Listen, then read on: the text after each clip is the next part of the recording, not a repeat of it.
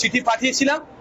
এই প্রসঙ্গে বামেদের চেয়ারম্যান বিমান বসু স্যারের অফিস থেকে ফোন এসেছিল। বিমান বসু স্যারের সাথে আমার কথা হয়েছে।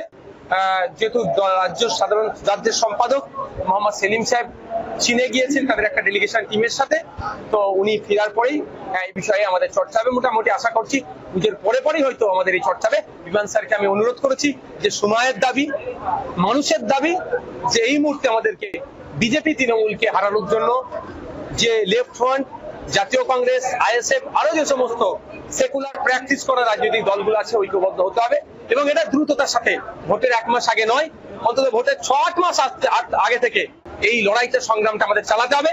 বুথ স্তর পর্যন্ত হাওয়াটা পৌঁছাতে হবে। তিনি আমার সাথে এগ্রি, মানে এই বিষয়টা তিনি গুরুত্ব সহকারে দেখবেন বলেছেন। এবং প্ল্যাটফর্ম দেখিয়ে, মানুষের সাড়া দেখে, আমাদের কাজের প্রতি আমাদের আত্মবিশ্বাস থেকে আমরা আপনাকে একটা কথা বলে যেতে পারি যে 2026 সালে আমরা সিঙ্গেল ডিজিটে 21-এ ছিলাম, 2026 আমরা ডবল ডিজিটে পৌঁছাচ্ছি।